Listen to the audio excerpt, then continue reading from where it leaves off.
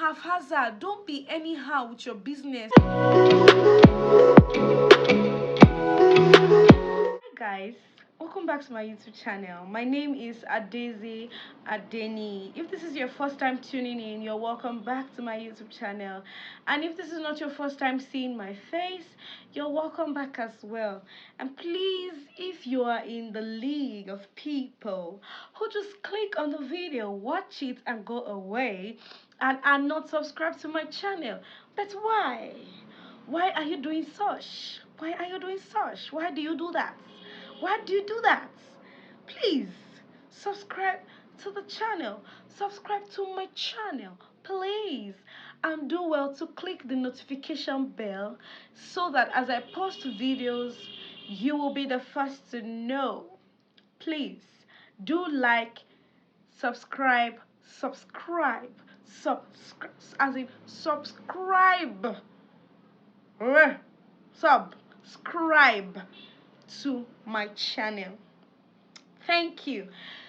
So, like I would always say at the beginning of my video, do not forget I stay by the roadside. Just a quick disclaimer.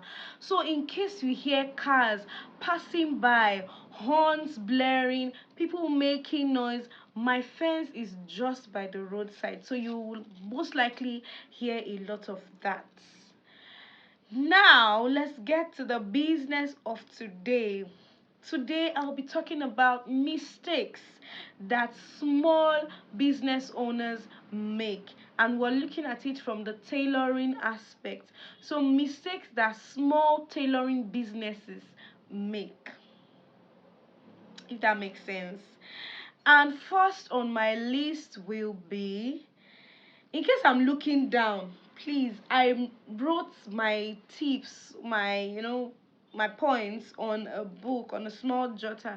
So in case you see my eyes going down, I'm just trying to pick my points so that I don't forget. That's why I'll keep looking down. Pardon me. First on my list will be impatience. Impatience. Impatience. Impatience. Yeah. Impatience. A lot of people want to start their business today and tomorrow. They are on CNN, they are on NTA, AIT, the whole T, or they're on TV, being people are talking about them, the best tailoring service. Their neighbors are talking about them. Everybody's raising it. No, my brother, my sister, it don't work like that. It don't work like that. It takes time. It takes time and a lot of work. A lot of work. Because there are other businesses, that a lot of tailoring businesses that have been out there long before you came in. People already know those businesses. And they already trust them. So it will take time for people to get to know you, to get to trust you. You have to constantly put yourself at the back of their mind. You have to constantly show up for them to know that, okay, there's this tailor somewhere down the street, or this tailor somewhere who sews well. It doesn't just happen like that people will just get to know you and know. No, it doesn't. You have to be patient. Take a breather. Do your own work. Just do your own work and do it well.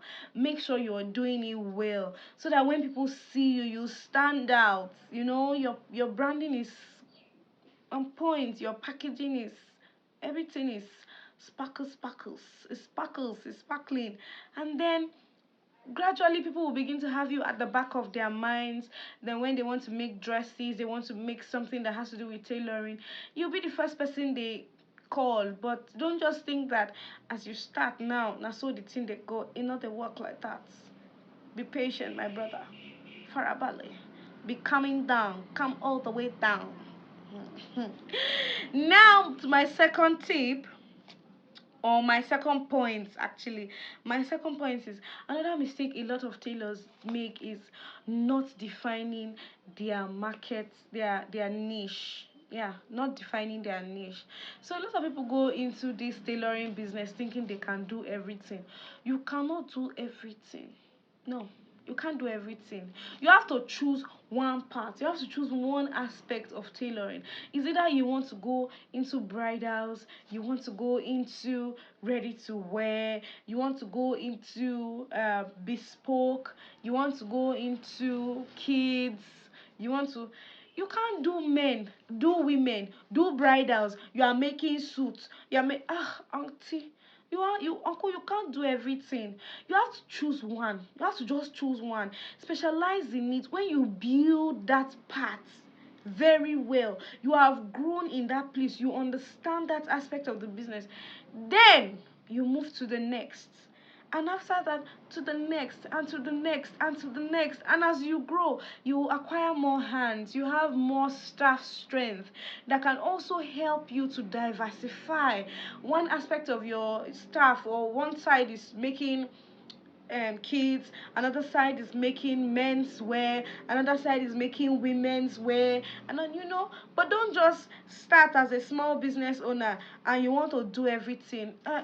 You cannot. I know that you want to make money, but you got to calm down. You got to take one aspect of the tailoring and you got to push it.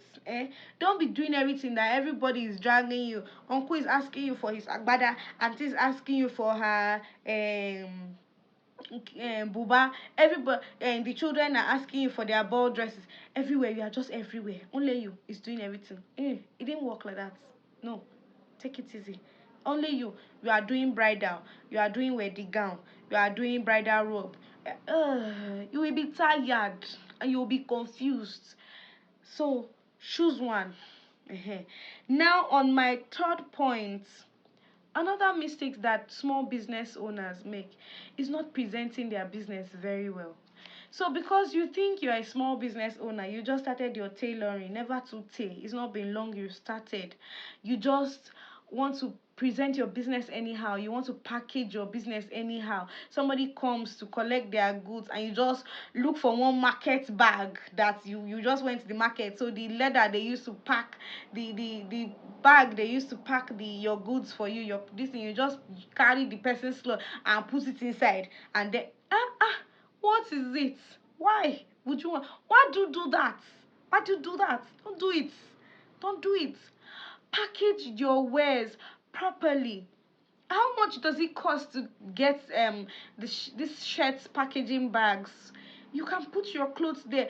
If you don't even have money to do a package bag, this leather with your name crested on it, get a very nice envelope. The biggest size of envelope. You know that big size of envelope, brown envelope or whatever color of envelope. Get stickers, get somebody to print stickers for you, so when you put your clothes inside the leather, put it in the envelope, you put your stickers on it, that just shows that this clothes is gotten from so tailoring business, and everything is put in order. Don't be haphazard, don't be anyhow with your business. Don't just do things anyhow. Don't do that. It's not good. Don't do that. Don't do it. Package your business well, get a business name. What do you want? What do you want to leave? What long lasting experience do you want to leave in the mind of your customers? Do you want your customers to know you for excellence? Do you want them to know you for neat sewing, for neat tailoring? Those are the things you should think about when trying to present your business to people. Is in fact, it's the way you present your business and people would prize you. Now how you put yourself. I'm trying to speak pidgin, sorry, I'm a Nigerian girl, I'm an African girl from Nigeria.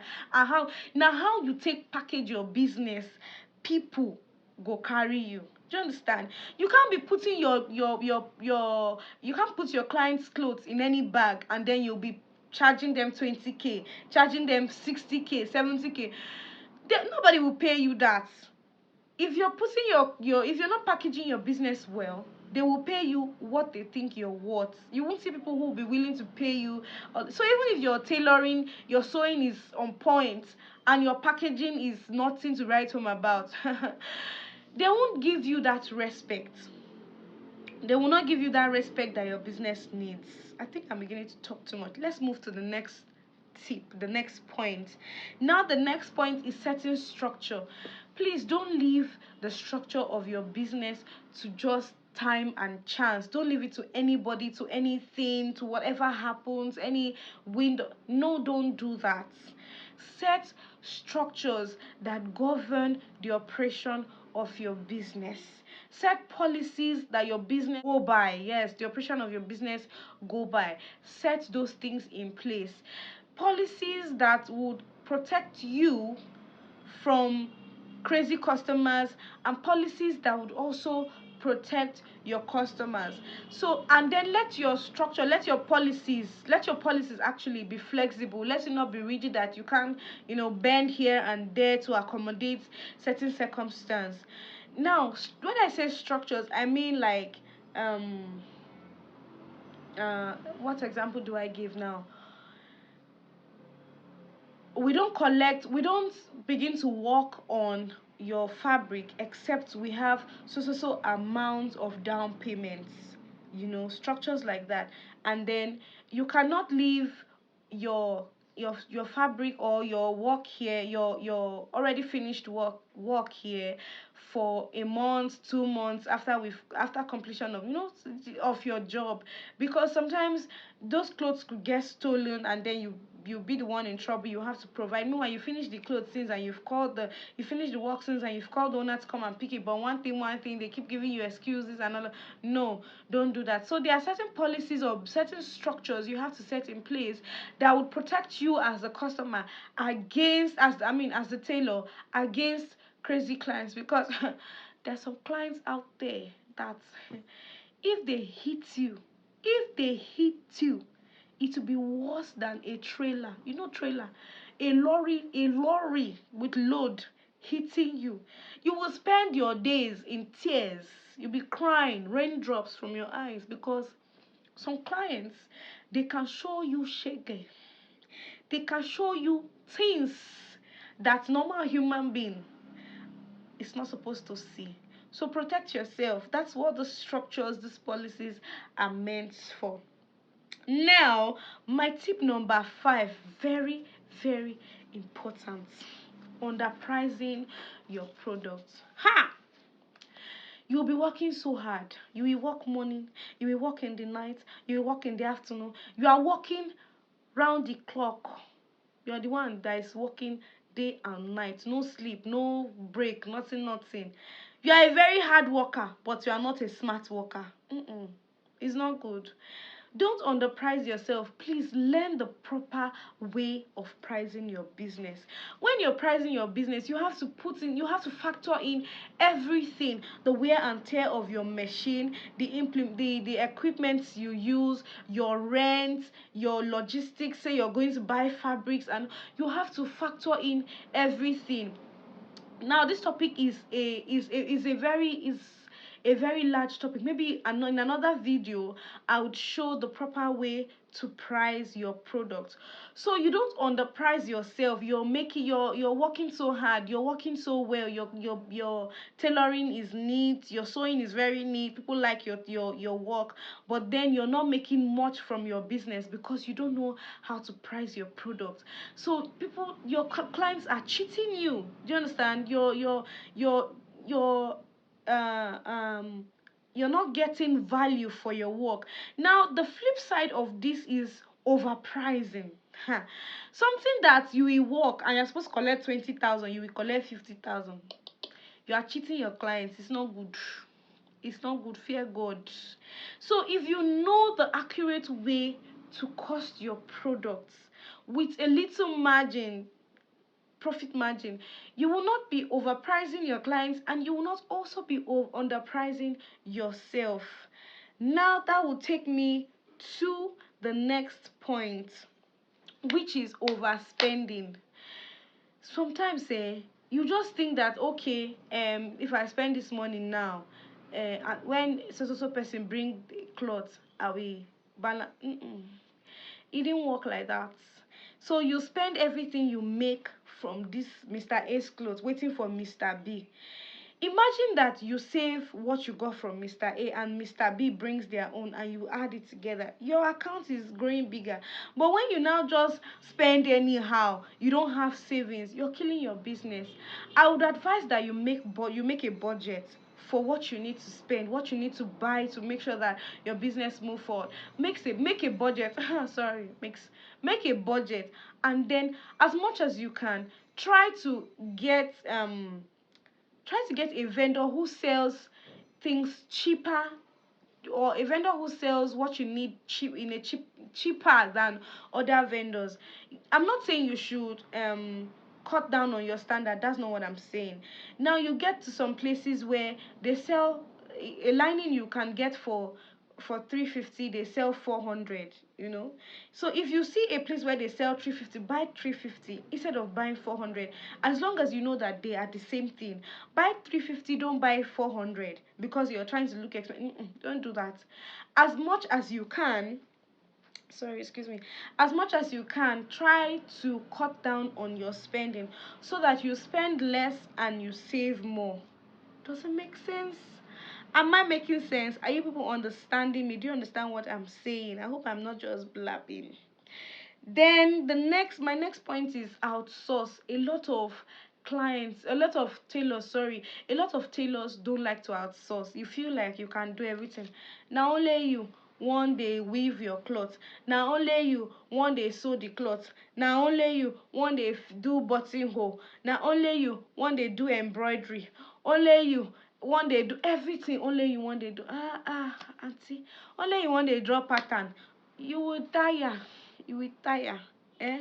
So when you sew, if you don't have weaving machine, weave outside. Let somebody weave it for you. When you sew, let somebody else do the buttonhole. Let somebody else do the embroidery. Let somebody else draw your pattern. Sometimes you get some clothes. There are some clothes that you may not be able to sew. Outsource it. All you just have to do is charge what is appropriate for it, so that you have extra money to pay the people you are outsourcing these things to. Only you cannot do everything. You can't do it. You will burn out. You will experience burnout. You will tire yourself out, which doesn't make sense at the end of the day. And sometimes when you even do all these things, you are not charging appropriately, so you finish doing everything and you have nothing to show for it. So as much as you can, outsource. Next point on my list will be tailors who constantly give out discounts. Ugh. How do you want to make profits if you're constantly giving out discounts? Anybody that comes, I'm not even saying you should not give discount, or give discount, but give calculated discount. You give discounts that has eaten into your profit, it's inside your profit. And then you're giving discount to everybody, just everybody. You're giving discount. You will not be able to have, at the end of the day, you won't have anything tangible, because you buy fabrics or buy what you need to make the dresses from that money, and then you've given discounts of half of the cost out. So at the end of the day, you're left with nothing. Yes, give discounts when necessary, but don't always give discount, and give calculated discount. And now what this knowing how to cost your product will help in knowing how to give discounts that will not hurt your business. Am I making sense?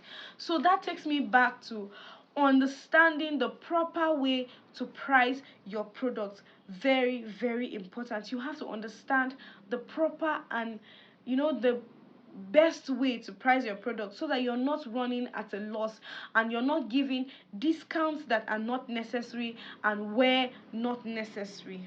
Thank you. Now, the next point I'll be talking on is spending your business money. A lot of people do this one. You combine both your personal money and your business money, or any money you make, you just spend on any money you make from your business, you just spend on your personal needs. I want to buy this for myself. I want to make my hair. I want to buy shoe. I want to buy slippers. You took your hand inside your business purse. No, you don't do it. Don't do it. What you can do is to pay yourself a percentage from what you make from the business. So now you separate, you know that this is what this is my take home. Sorry, my camera went off. So as I was saying, what you can do is pay yourself from your business. Map out a percentage you can pay yourself every month. Yeah, every month. Or you can do what they call owner's draw. Now that this is a whole topic for another day on how to pay yourself as a business owner. This is another topic for another day on how to pay yourself as a business owner. I will try to make a video on that another day. Now the last on point I have for you, the last point I have for you today is, don't be afraid to fail. What's most important is, um do you learn? What do you learn? What have you learned from your failure? What have you learned from the mistakes you made? Because if you're afraid to fail, and because of your being afraid to fail, you never take a step, you would never know how far you would go. You would never know the horizons, the how well you will do in the business. You will never know the mountains you will conquer. So start the business and push.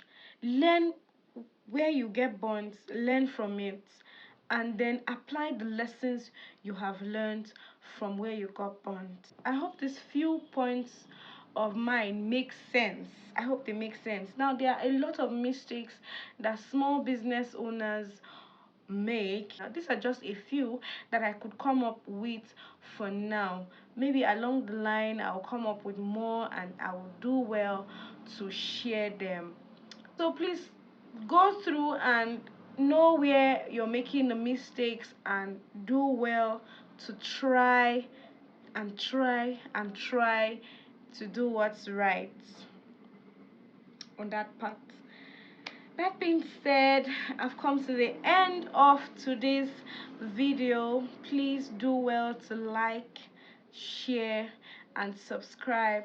And if you also have more points on the mistakes that small business owners make, it doesn't have to be tailoring, any other business in general, please do well to put it down in the comment section, because I would also love to learn from you. And if you have other video ideas you want to share with me that you think I can talk about, also do well to share in the comment section, and I will respond.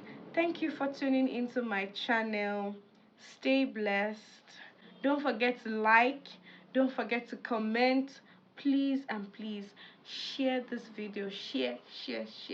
It's very important. It will help the next tailor, it will help your sister, it will help your brother, it will help a lot of people. Please share, and also click on the notification bell so that when I post new videos, you'll be the first to know. Thank you for watching. Bye. See you next time.